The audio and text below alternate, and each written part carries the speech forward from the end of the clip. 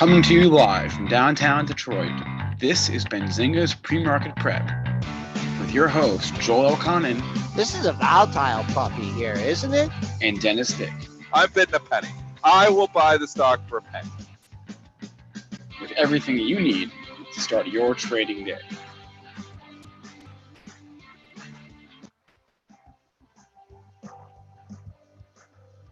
Good morning, everybody. Welcome to this Friday edition of Benzinga's Pre-Market Prep. Spencer Israel, Joel Elconin, Dennis Dick with you. Well, beyond meat, I guess it didn't really matter what the earnings report said, but it was a good report, and the stock is up huge today. So we'll talk about that. We'll talk about earnings from Zoom as well. The jobs numbers, of course, looming. What will a good number mean for the market? Well, no one's really sure, but I guess that's the point.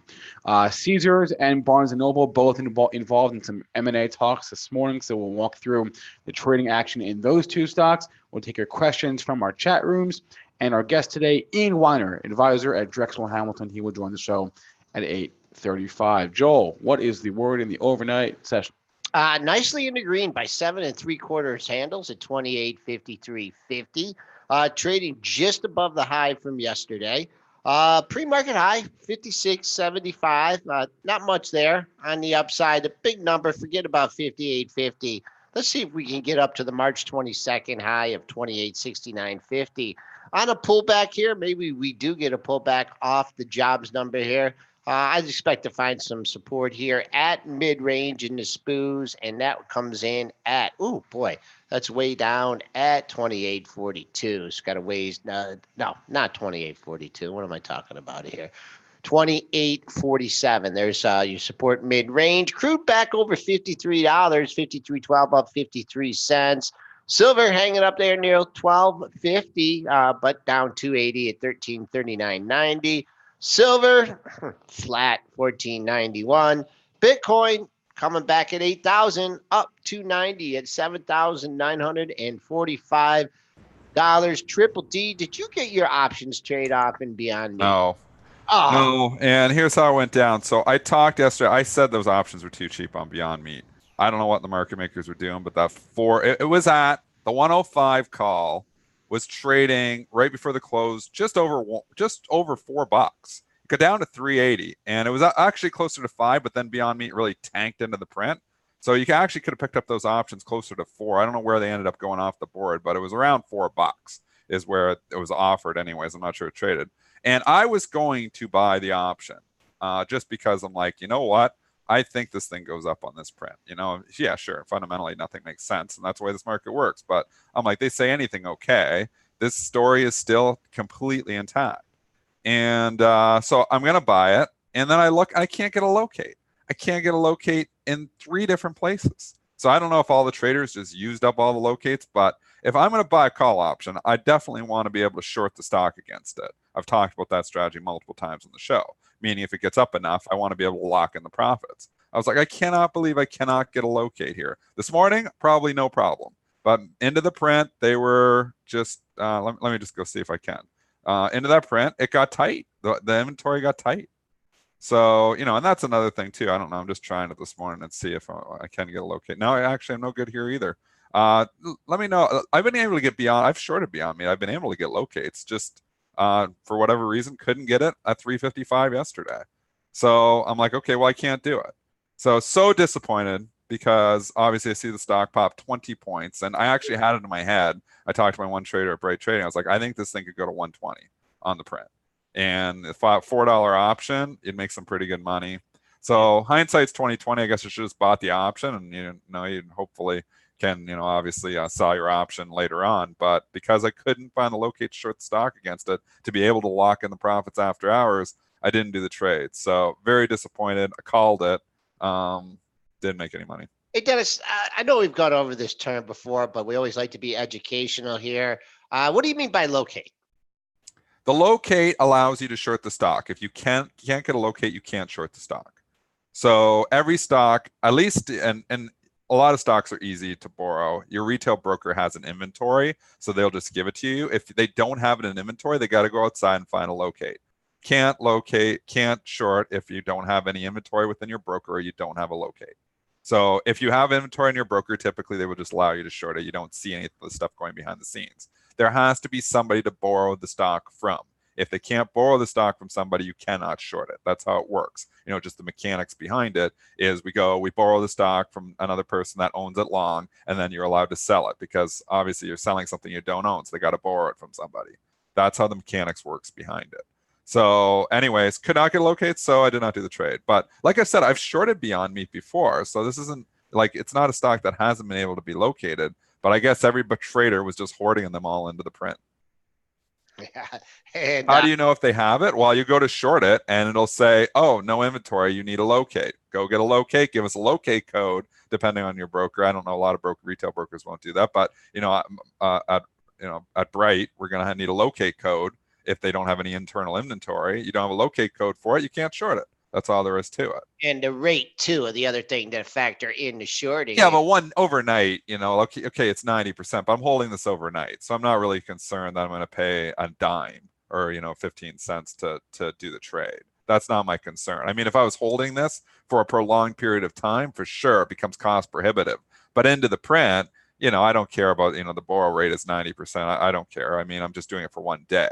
So 90% times, divided by 365 right, will give you, I don't know what it is, a nickel or something. It's not a lot. Now, if nickel every day and you're holding this thing for 6 months, that starts to add up. Big difference. Yep. But anyways, could not find the locate last night, so I did not do it. Disappointed. I think it's a big reason, maybe, this thing is just tight inventory, so it keeps flying here. And it's hard to short. So at least hard to short again here this morning. So anyways, I'm massively disappointed that I didn't make money on this because I called this. I kind of was talking about it on the show too. I was saying those options were too cheap, and they were going to give me, the market maker's going to give me $4 on the 105. I'm like, I'll do it because I think this thing could go 109. I think this thing could go 120 is what I was saying. So anyways, disappointed. Give us the report, Spence. All right, the Q1 adjusted EPS, they lost 14 cents a share, but they beat the estimate by a penny. Sales $40.2 million versus $40 million estimate. So just above estimates on both the Q1 numbers. They guided that their fiscal year sales are going to be around $210 million, which also was a little bit above the estimates. And just to put this in perspective here, in 2017, Beyond Meat generated, what was the number here, $32 million in sales. In the first 3 quarters of 2018, they generated $56 million in sales. In the last quarter alone, $40 million in sales. So it's not like they're not growing. So yes, they are losing money, but they are growing like gangbusters.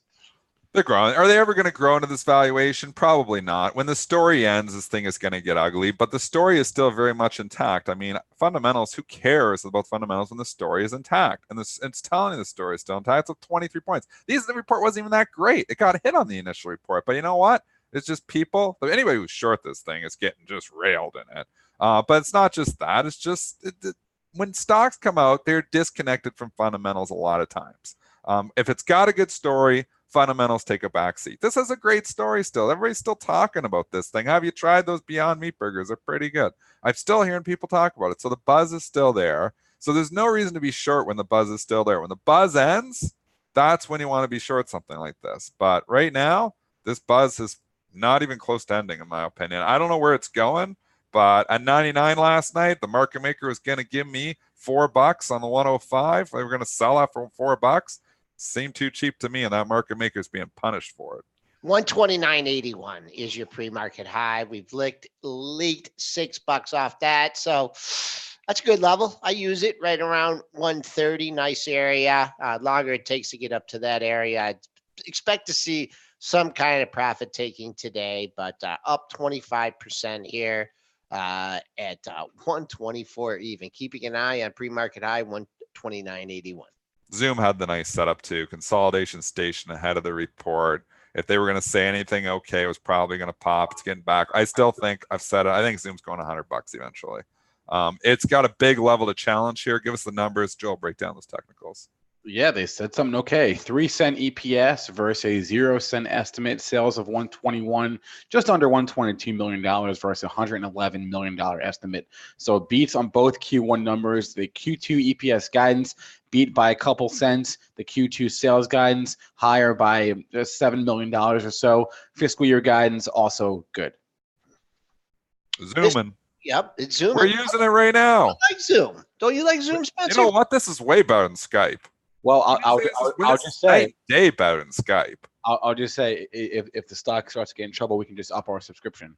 And This is look, God. Okay, so we've been doing the chat just through the Zoom webinar here, or doing the show just through the Zoom webinar for the last 2 weeks. Much better, isn't it? Well, we've been using Zoom actually for like over a year now. Yeah, but we weren't showing. We were using Skype to bring me in. Now we're just using the actual Zoom webinar to do the whole thing. Exactly. We're using Zoom for everything, right? Yes. Yeah, we're bringing in guests through Zoom. We're doing it all right through Zoom here. So what we're saying is pre-market prep is a sympathy play to Zoom, or the other way around. Bullish pre-market prep, you got to be bullish Zoom. Exactly. It's easy to work. Even I can work. I've worked it by myself a few times when you haven't been here, right? Smooth. Yeah, I guess. There you go. I mean, There's no hiccups here. There's no dropped call 10 million times with Skype. There's no it doesn't work or whatever or this. Anyways. We know we're not Skype fans. At least I'm not a Skype fan. This Zoom product way better. Too bad we didn't short Microsoft go long Zoom when we made the switch. That would have been a heck of. But that would have been the play, eh? Yeah. Boy, 2 weeks ago, Microsoft stock. Well, it's come back in 3 days. It just comes all the way back. This market's crazy like that. But Zoom. Well, and I guess Zoom wasn't doing much either until today. So, what do you think though? You're up here. You're challenging the all-time high. It's a setup. I mean, at least this is you have a reference point here, and the all-time high prior to today was 91.46. They snuck it through there in the pre-market trading up to 92.45, 92.47, and you're back below it. So you got a replay here. Is it going to challenge the all-time high and the pre-market high? You get to those levels, and you might get through your your triple digits, but. It's a setup. It's set up into the all-time high, all-time closing high. I'm not sure what that is. That's important to people. All-time closing high is 89.98. So if you go into retreat, oh boy, well, that's not too far away. I don't know. I just want to see it in. If I was playing this long off the open, I like to see boom through 91.5, boom through 92.5, bid at 93, or if not, you might see some profit taken. Thoughts on DOCU? Spencer, give us the numbers. Joel, they want your thoughts here in the chat. My thoughts are it's got some trouble. All right, DocuSign earnings after the bell as I get that chart up. Q1 adjusted EPS 7 cents versus a 4-cent estimate, so it beat there. Sales also beat 214 versus $208 million, but the Q2 guidance, actually that's fine. That's an inline Q2 sales guidance figure. The fiscal year sales guidance also in line. Not good enough. In line is not good enough for these growth stocks. So yeah. I'm going to say no good at all, and it's down 15%. They want to see. You know what? The fiscal year sales guidance beat, so I don't know. This one, I don't know. They've got to show growth. I mean, these things. How much cash did it burn? How much did it lose? They made 7 cents. Okay, well, whatever. That's 7 cents, 14.20, and it's trading with a P of 100 or whatever it is. I can't do that quick math, but if it's making 7 cents, what is that? Do you 28 cents? Things $54 close. Telling me the P is astronomical. So you've got to be on growth. So if you're going to have P's of 50 or 100, you got to have huge growth. And if the growth is not showing, this is what happens. When the growth slows down, Spinner's right. It's all about growth. All this market wants, we've talked about this on the show for years. All this market cares about is top line growth, not bottom line growth. All it cares about is top line growth. And if you start showing, and if you're trading with a ridiculous multiple, and all of a sudden that top line growth starts to slow, you get slaughtered. And you're saying the inline guidance on the top line or on the earnings or on the expectations in line on the growth for the quarter, but for the year it was a beat by a few $1 million. I guess it wasn't enough of a beat. It was still a record quarter in terms of revenue and earnings. Yeah, but if growth shows any signs of slowing, they kill them. Yeah. So it's down 15%. I didn't read this report here, so I'm just taking your word for it. But the market's pricing it in. I mean, there was an article, from Josh Brown there, and I've got it's an interesting article. I was just talking about news, and obviously the market's going to price stuff in, and it's pretty efficient in the middle of the day. It's pretty efficient too. I mean, we talk about price discovery. I love participating in the price discovery process because I feel like there's an edge there. But this is already kind of, starting to price in. This is showing you that they're very concerned here. I don't see any reason to buy a stock that's down $8 here and it's showing me slowing growth. Well, I'll just say that you, just from a technical standpoint, you hit 42.82, and that was the panic low. And you've on the 15-minute chart here, and I'm just talking, not talking from a long-term investing perspective. I'm just talking from a short-term trading perspective. 42.82, they're going to have to work to get their way back down there. I think you could find some intermediate support ahead of that. But if you're holding out for a target, you want to get down and take out that pre-market low at 42.82. On the dailies, you got a low at, you have 3 lows right around 42.5. So that's good support for today. And just the way the chart's looking, it just kind of looks like it's on the rebound today. So the buyers that were trying to buy it on the cheap are now having to buy into a rallying market. I'm sure you'll get a nice flush of sell stops or orders on the open that are people puking it out, but don't think you'll see that pre-market low. All right, moving on. Merger Friday. Dooms, gas. You want to skip all those? Oli. I mean, yeah, we can come back to it later if we want. Okay. Merger Friday. Merger Friday. Yeah, a couple of headlines here. I guess we'll start with Caesars first, and this has been rumored for months now. Time. I'm long it because of the rumors. All right. Well, the report the first headline was from Dow Jones that Caesars and El Dorado resorts are close to a deal. Second headline came from New York Post. Doesn't seem as relevant to me. It was a headline that Caesars and Icon had rejected an offer from El Dorado that was too low, but that's what you do in a negotiation. You reject offers. So it seems like they're close to a deal. The New York Post article actually said halfway down that they are close to a deal, or sources say they're close to a deal. So it seems like Caesars and ERI here are close to coming together. Bloomberg speculated the price could be as high as 11. So that's kind of your upside here. Deal gets done, it's probably in that range. When I originally bought this on the M&A, originally when the rumors broke, and if we go back, the stock went up, and we can see, I think this was, I'm trying to remember, this was like been on the table for a long time. Looking at it, it was March, so that pop in March. That's the pop in March when we got up to almost $10. I think we were at almost $10 in the after-hour session when that rumor broke. And over the course of the next few weeks, this thing drifted down to 8. I actually got this thing almost at the low, probably about March 14th or 15th. I never do that. I get mine at the lows, but I think I bought this thing at like 8.20. Somehow in March, bought this around 8.20. And the reason I bought it was because it had fallen significantly from where there was rumors that this was going to get taken out. And I was like, okay, well, it's down enough that's given it all back. I feel like I'm not paying any premium at all. And there's a wild card that this thing could get taken over. So I bought it. I watched it go up in April up to the 950, 960 area. And I've watched it leak and come back all the way down to 850 recently. So I've been in this the whole time. Now it's up here 970. So now I've got to reweigh, risk reward. I'm in it. I was in it for speculation. My upside's 11. My downside's probably $8 if the deal doesn't go through. It sounds like the deal's going to go through, so we got to give that a little bit of weight too. So it's probably better odds than 50-50 that this deal goes through.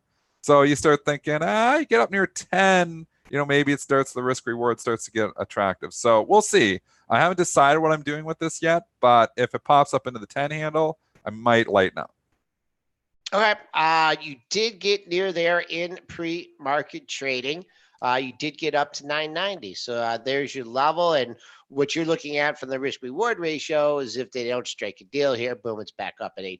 I think so. I think if they don't make a deal, I think it's at $8. So that's what you got to consider is it's not, back at 9 or 8. It probably goes down to $8. What do you think about win here in the gutter? Boy, these casino stocks are not looking good. Well, and that's the other thing too, is there are a lot of buyers here. If this deal doesn't fall apart, they were saying, there could be other buyers, but holy cow, man, these casino stocks are just a mess. MGM, the exception. MGM actually has performed pretty well, but Las Vegas stands a win, and maybe that's Macau. You think that's a Macau thing, Spencer? Because we know Wynn and Las Vegas Sands have more exposure over there than MGM, and MGM has outperformed. Is it the Macau issue here for these casinos? I haven't heard about Macau weakness. I did hear about it a couple months ago, but I don't recall seeing in the past few weeks any sort of weak Macau numbers. Okay. Let's see. Anyways, I just, I'm just seeing saw the that. relative strength in MGM, and I know they have less, so that's why I was just speculating. I saw that Vegas strip revenue was down about 4% in March. I don't have a more recent number for you, Okay. but I don't know. I would just, in light of sports betting, I would just go along the entire sector, buy the ETF, and Well, we tried that already. you tried that already, SG, and that hasn't worked that well. Stock went right back down after that. Yeah. No, I know we should have sold it, but okay. The other merger on the docket for today, one of my favorite stores of all time, Barnes and Noble, is going to be purchased. It appears they've reached an agreement with Elliott Management. Yeah, acquired at $6.50 a share for a total of $683 million. it's always interesting when they get taken out at 650 and they're trading at 661. So the only reason to buy this at 661 when the offer is 650 is that you think that they're going to get a better price from Elliott, or there's going to be another suitor. I scratched my head on this because I don't have no idea who wants to even own a brick and mortar bookstore. So if I was in the stock, I'd be ringing the register all day long. It was $4 yesterday or 2 days ago before this rumors broke, $4.11. Now it's 661. So windfall. If you were in it, I would. This is my opinion. If I was in it, I'd be selling and ringing the register because I don't think there's a better bid coming. 661 is giving you an extra 11 cents than I think you're going to get. Wouldn't it be a great story if Amazon came in and bought this company? Why? Why would it? Well, sure, it'd be a great story. Don't ask this question. I'm just saying it'd become we'd come full circle. Amazon would come full circle. It'd be a good story, but there's no way. Acquire Barnes and Noble. Yeah, there's no way. I can't see any reason that anybody else is coming and buying this. I have no idea why Elliott wants this either. So without them, I think it's a zero. So, and I think it was trying to go that way. We know there's been rumors before for BKS, lots of rumors over the years. I mean, if we started citing, I bet you there's been a dozen rumors. Oh, the owner or like the president, didn't he try and take it out? So many people trying Barnes and Noble, trying to save it. And it looks like it's got a deal now. So good. Congratulations to the Longs. They're finally right. But if you're buying this thing in the last, year or in the last 5 years, even though you're sitting around, you probably still lost money. But 650 looks to be the takeout price. 661, crazy that's trading over it, in my opinion. All right, and so we covered the mergers here. 823, pretty quiet here this morning, trading up 9 1/4 handles at 28.55, just off your pre-market high, 28.56.75. That's your pre-market high. We done with the earnings. We're going to talk some ratings this morning. Preview the jobs number. What do you want? We'll preview jobs at 828 because I'm going to leave to go trade the jobs number at 828. But give us the ratings. There was a few. There were a couple when I was looking here. So let me pull up my calendar.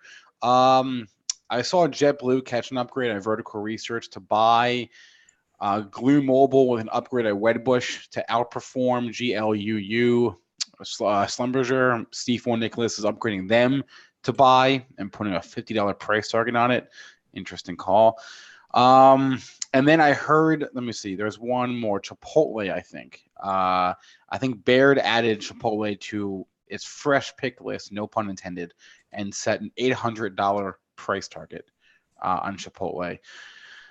As far as downgrades are concerned, let's stick with the upgrades first. So, yeah, Chipotle, JetBlue, Garmin also getting an upgraded JP Morgan this morning. So, JetBlue, Garmin, Glue, Schlumberger, and Chipotle all getting upgraded this morning. So Chipotle is an upgrade or is the price target raise? Oh, you know what? It might just be they got added to like the fresh. They're like add to a list, but their version of their like top picks list or whatever. You know what? This gets near 700. A lot of people underwater that bought it. I think this is, and it's also in the crosshairs with Mexico to a certain extent too.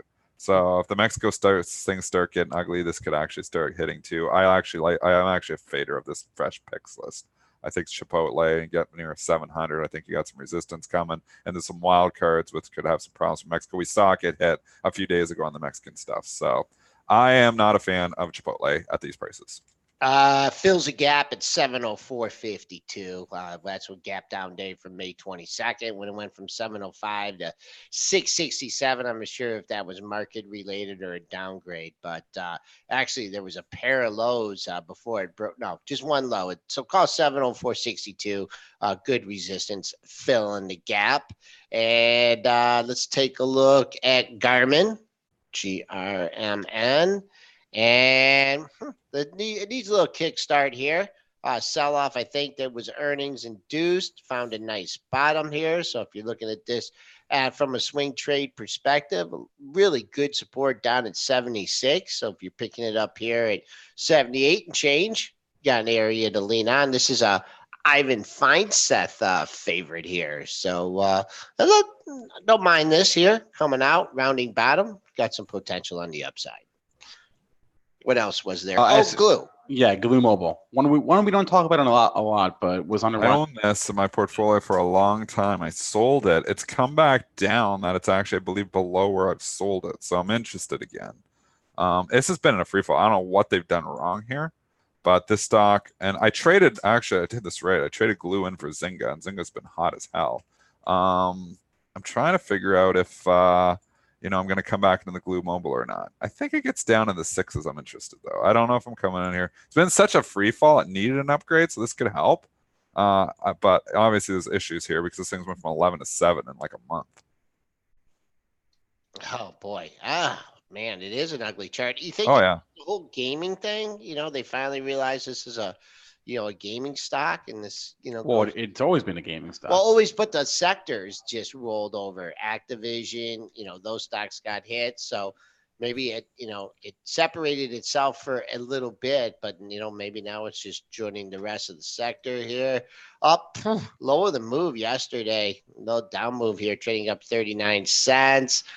I don't know, a lot of overhead supply here. I don't think you need. See what happens at 770. That was yesterday's high, and then a pair of $8 here. So I don't think this thing is just blasting off to $9 today. Speaking, they're starting. This is interesting. XLU is starting to get bid up ahead of this number here. TLT is getting bid up substantially here right now, ahead of the number, and the banks are starting to slow it. Banks were up all morning. They're starting to leak here too. So just keep an eye on that. The money thinks right now.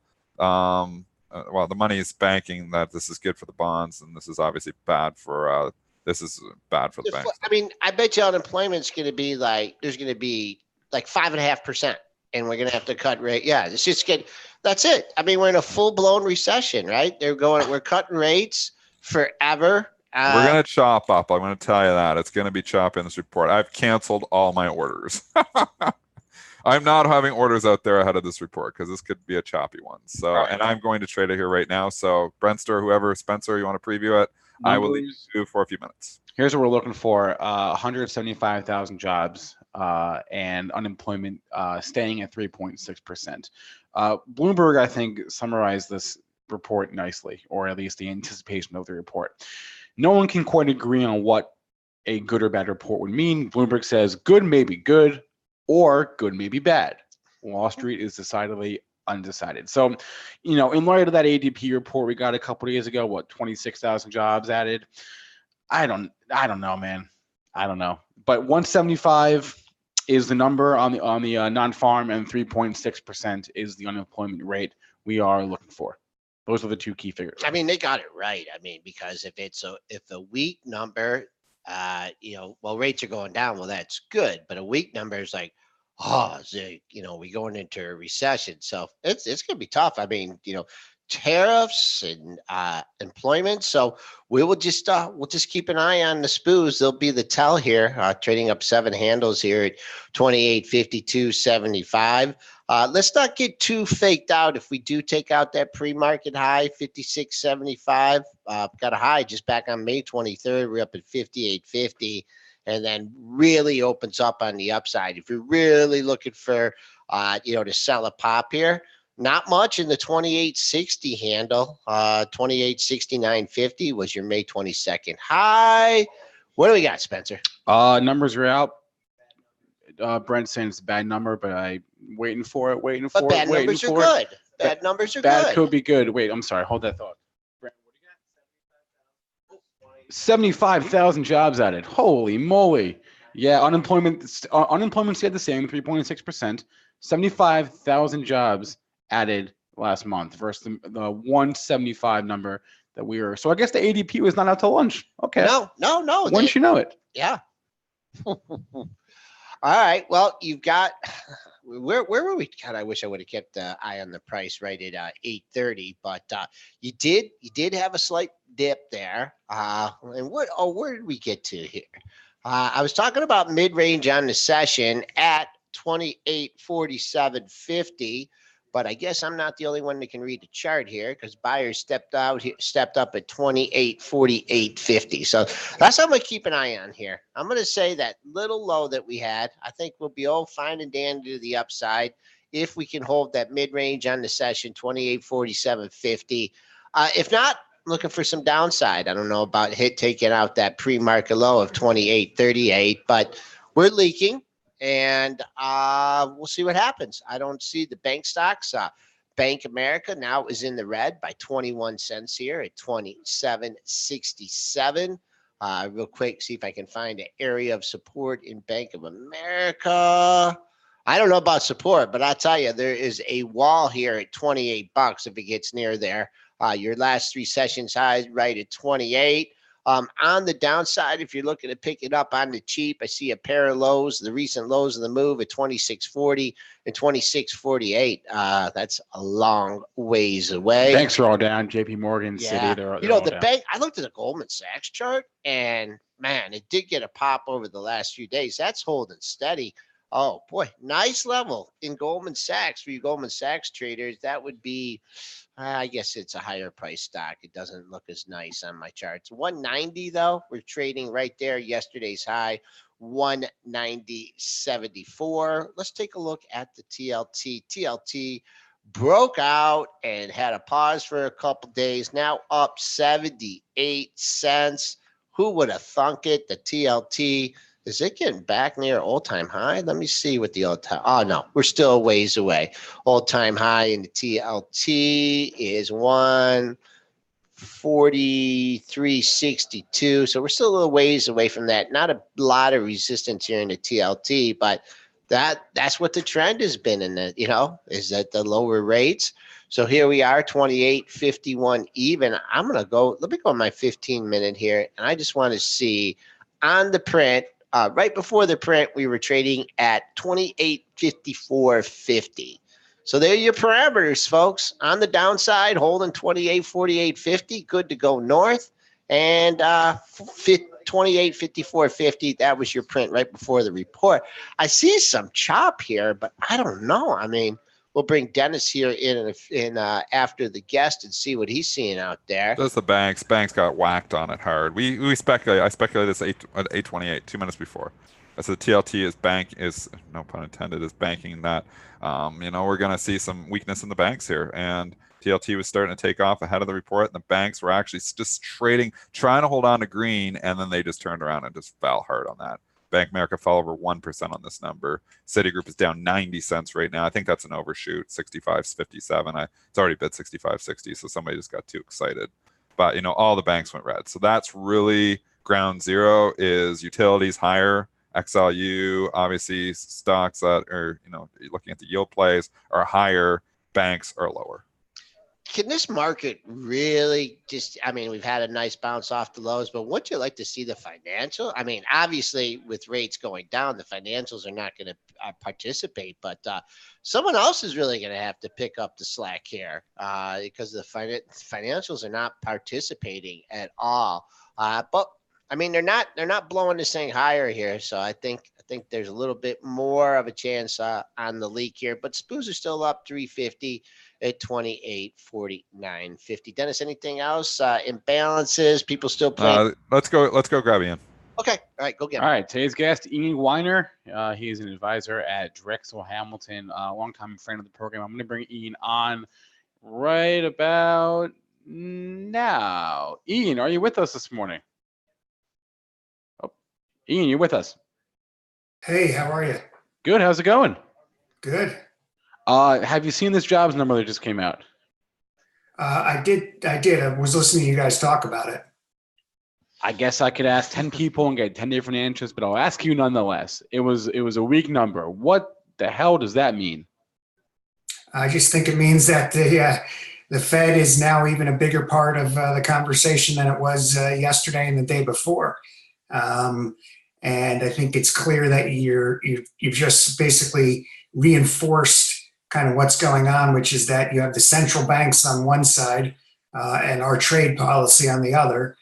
The trade policy is clearly slowing the economy, but the Fed has stepped up to basically say that we'll make sure nothing gets too bad. So it's one of the more bizarre circular sort of situations I've ever seen, where you basically have kind of one helping the other and one hurting the other, but they're both kind of present. So I don't know ultimately how it settles itself out, but my sense is that the trade wars will ultimately be worse than the central banks can handle. But for now, the Fed has basically said, look, we're not letting the market go down. And I imagine the rhetoric will continue from the president as much as possible as we get closer to the election. I mean, but are you really mixing apples and oranges here when, you're talking about international trade policy and, flow of goods and tariff wars with not one country, but two countries? I mean, how much can the Fed do? I mean, we've seen what lower rates do. I just am worried that if they're getting bullied into lowering rates now, I mean, what if this economy really goes into the tank? Then they don't have any ammunition. So that's my concern. Well, I mean, if you want to take it to extremes, they could do QE again, and they had no problem putting $4 trillion worth of assets on their balance sheet. You got the ECB now talking, similarly. You've got China overnight saying that they have plenty of room to do stuff monetarily. So, you've got a situation where once again, the central banks of the world who now have, still over $20 trillion worth of assets on their balance sheets are talking about doing more dovish kind of expansionary policy. So I agree with you. I think that if the China trade war continues like this and we see Mexico tariffs go up, I think it'll overwhelm the central banks. But for now, I think the market's kind of getting into that comfortable position where they feel like any downdraft in Powell or somebody will come out and say something. All right. Let's see here. Someone wants to know your opinion of the power of, I don't know. I don't know if you're going to be able to handle this one, of the Exchange Stabilization Fund. Do you have an opinion on that? Have you ever heard of it? I just assume that was the Federal Reserve. Is that something else? That's a tough one, Frank. Frank throws in a tough one in the chat. All right. So what is an investor supposed to do here? I mean, conventionally, lower rates are good for the market. Trade wars are bad for the market.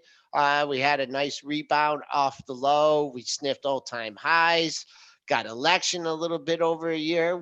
Where are investors to hide? Well, I mean, I think that there's still plenty of good domestic-based sort of companies that don't have as much impact from the trade war.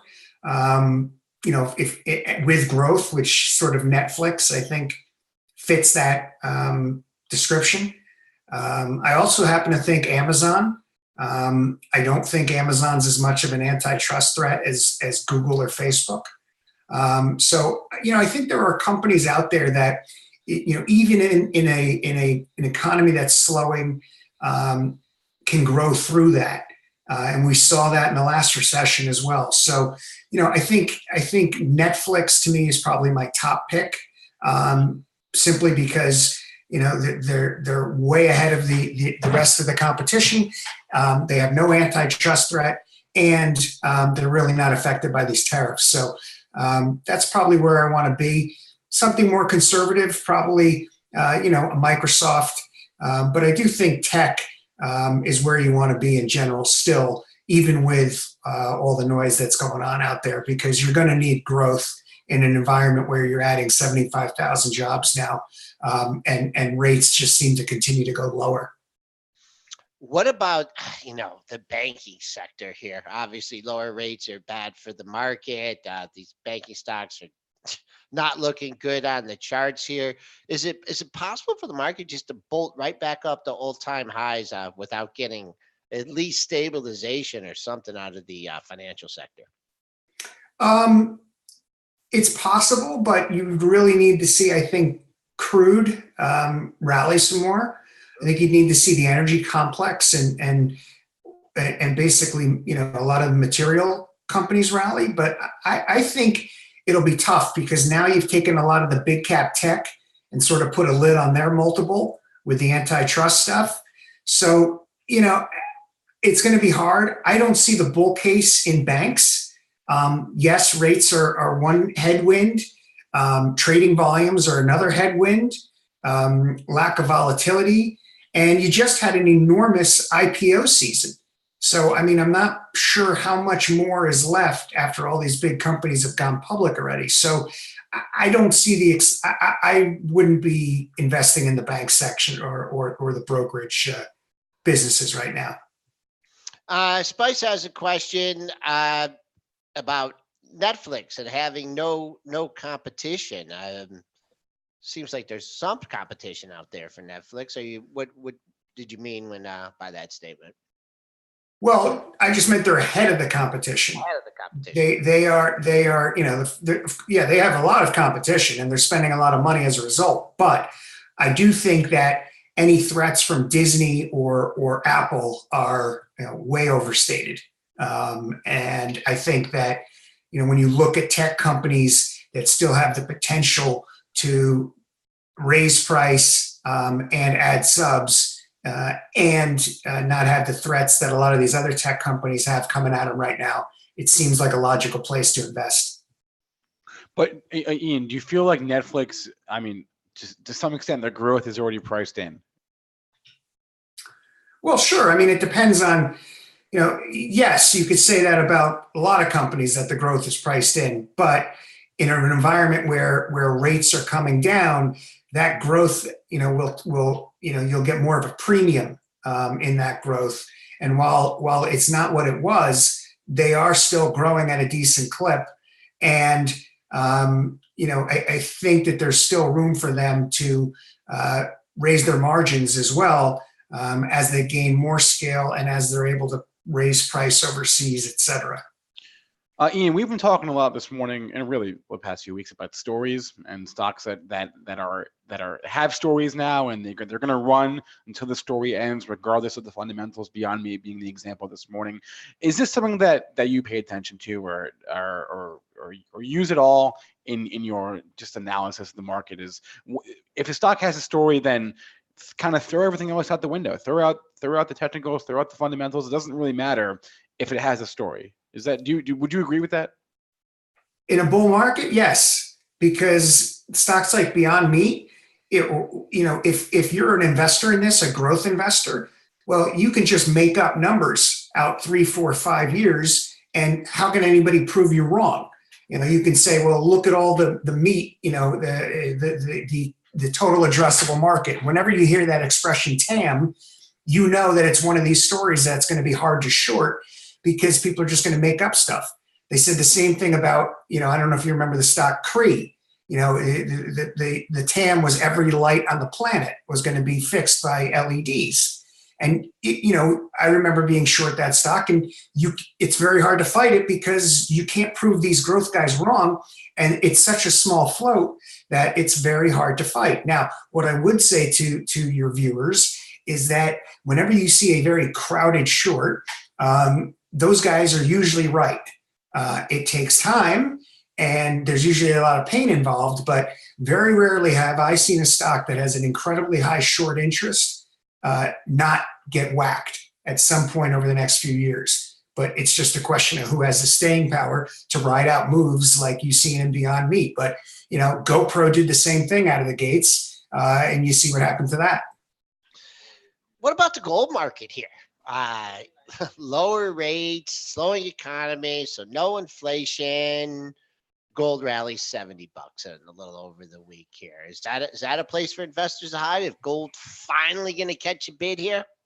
Maybe, I but thought it did, but it's. I got to tell you, it seems like a really big consensus trade right now.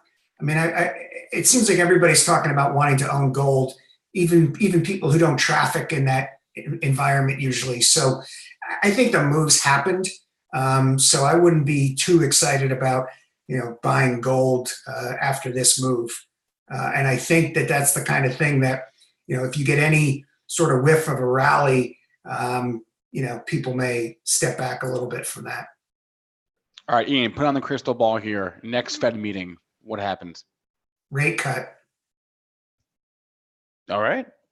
Ian, how did we go? I'm just like, and I'm trying to wrap my head really around how we've went from potentially originally talking about 2 to 3 rate hikes in 2019 to now rate cuts. How did we do this? What happened that changed everything?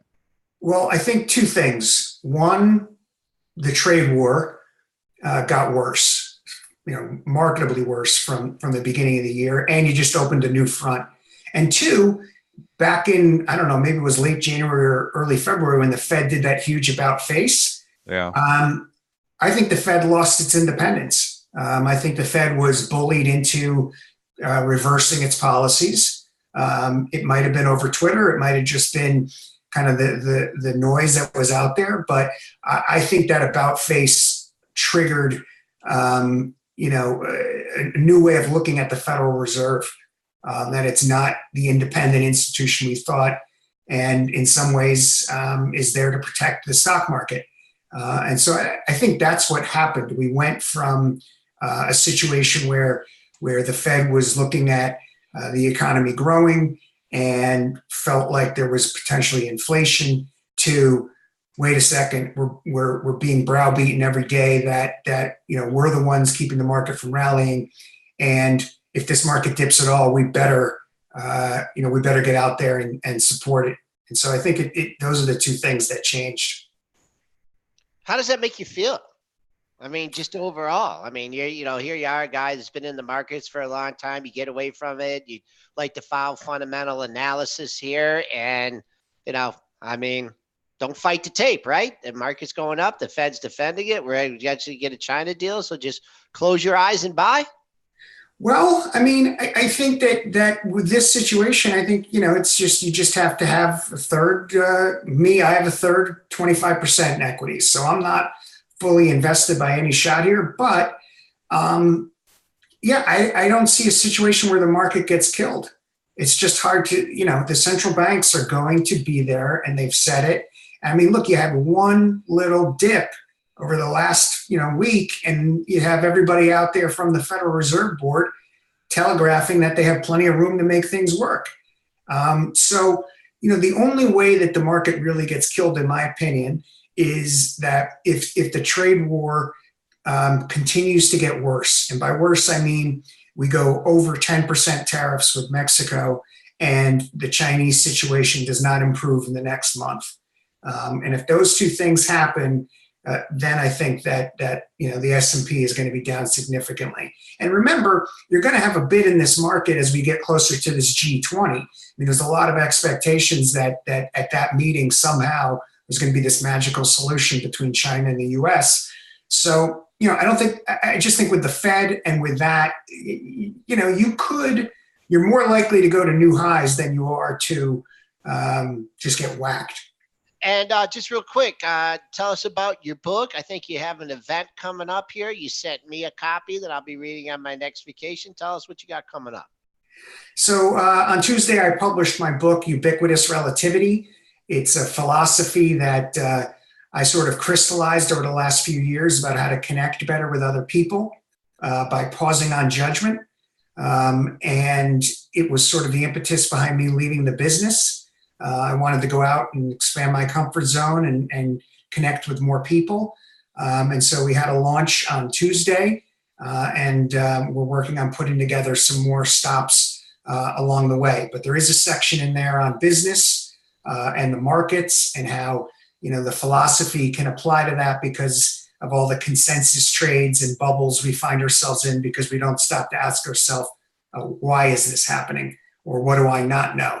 And that's what the philosophy is about. It's about when we interact with people, instead of judging them, asking ourselves, what do we not know about them or this situation? So, without giving it away, what's like one of the conclusions of the book? Well, the conclusion is that life's better with connection.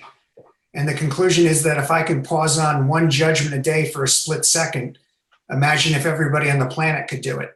And maybe in this world where we think everything's so polarized and we're so quick to unfriend each other because we don't like what somebody else thinks, maybe if we ask people why, we have an opportunity to make the country and the world a little bit better on the margin. So I think there's room to make a difference. I think there's room to settle the trade deal here or something. Sorry to interrupt you. No worries.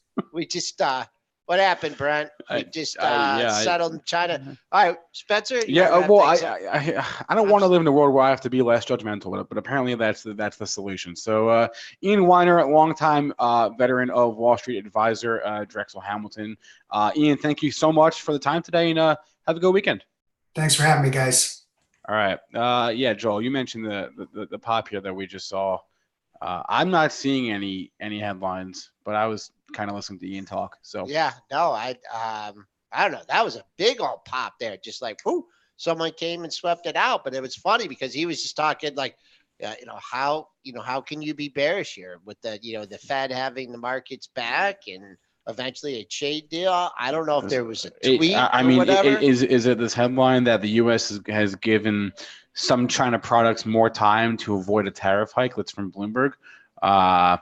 I can't. Maybe probably. Yeah. Sure. Yeah, that's it. That was what, 43 seconds, or I'm seeing it here on my Twitter feed too. Well, headlines are nuts. I mean, it's with 3 last night. It's just whipsawing on headlines. You try to trade this thing, technically forget about it. I mean, it's all just headline driven right now. Headlines on Mexico, and they're coming 2-3 a day. So, and it's whipsawing 10 points on these headlines here too. It's very, very difficult, to trade when there's so much headline risk. Like I'm trying to adjust all the time. I mean, it's good for me as an efficiency trader. It's gonna be really quick. But holy cow, I mean, we just went down, we went flat, now we just rallied 15 handles because we just got, a potential, deal. China stocks absolutely blasting off on this. Alibaba's now up $2. It was flat 5 minutes ago.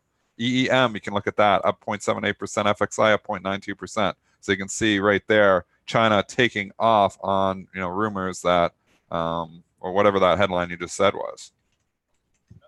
And like you said, there's like 10 a day. Like yesterday, so many. Yesterday morning, we had a headline that the Mexican president was hopeful to get a deal done yesterday, which of course is not going to happen. Wasn't there a headline that the tariffs are going in on Monday? Yeah. And then anyway, all right. Try to make heads or tails of this market. It's hard. It's a headline-driven market that is moving like crazy.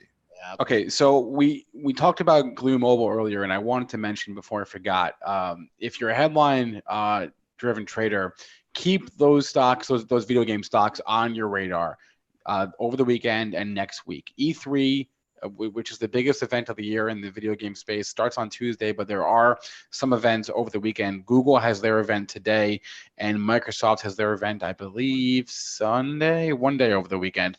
They're going to be releasing a lot of details about not just new games, but new products. NVIDIA is supposed to announce a new chip.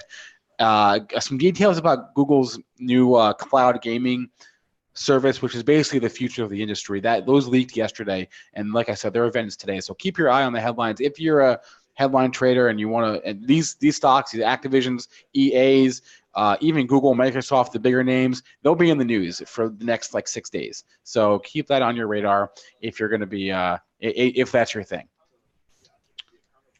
Crazy. That's all I'm going to say. Crazy.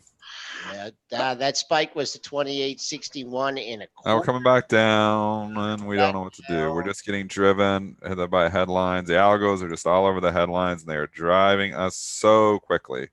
So, and chop. You like trading chop, you got it. Yep. Chop until you drop. So where were we at? We've covered a lot of Yeah, different things here. I would say 5 minutes left in the show. Ticker time. You have any tickers? Drop them in, and we'll get to them. But our list today was pretty short because there just isn't a lot going on outside of this this macro stuff. The biggest question mark was obviously the jobs number. So that's shaking out right now. Yeah. But yeah, I don't know. Banks are still down. They got a little bit of a lift, obviously, with the overall market here, but that's probably going to be a source of weakness. So don't forget about that. You're coming in buying banks, flat on the day. You're probably going to you're asking for trouble. Because Goldman just actually went green. I don't think that's going to stay, and Morgan just kissed up to green too. So I think that's just getting a lift off this China headline. Remember the overall where we were standing. Another thing to say is I'm seeing a pretty good lift in some of your European stocks here this morning. Europe must have had a pretty good night. Also seeing, I'm just trying to grab, what really jumping out of me. Utilities are still relatively very strong. They've been on a run, and obviously with the jobs data today, that's going to help it and put more wind in the sails, at least this morning. But again, we're just driven by headlines, so you got to be aware that you got to be ready to change very quickly when those headlines change. All right, we just got about 14 tickers here, and then David Eisman throws in. Can you touch on pot stocks? One of them, okay, we'll do pot stocks first. So, all right, pot stocks. What were you going to say? I was going to ask, throw a different one out there, but you want a pot stocks? We can do pot stocks. No, go ahead. Okay, Plan. Here's one we've never discussed on the show before. Never. PLAN, Anaplan, a mid-cap software play here. CEO was on Kramer the other night. They have an upgrade this morning at KeyBank to overweight, and they put a $57 price target.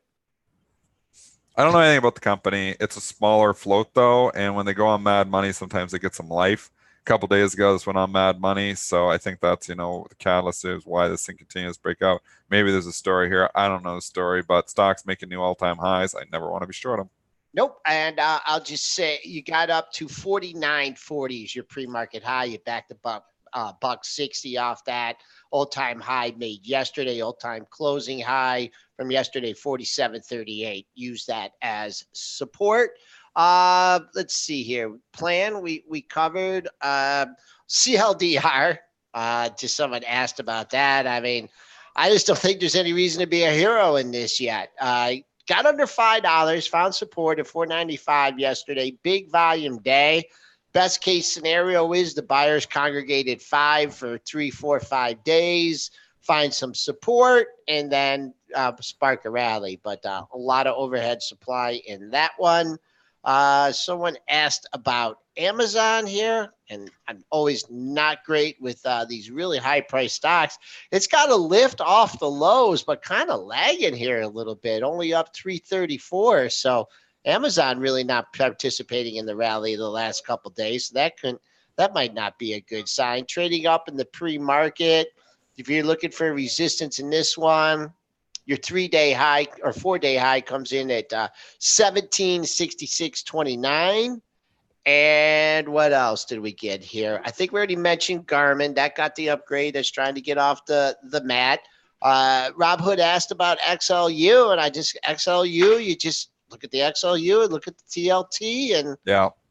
Rob, what else you gonna do? Actually, it's just been a monster. The utilities just been a monster. It's going to end ugly here. These utilities don't stay this strong. They're way overpriced here now. Everybody's just, it's going to the complete Fed's, flip of the script. That's really, obviously been behind this move for the last basically all year since the Fed got dovish back in December. We know when they were defending the market because they're market dependent, not data dependent. I'll say it again.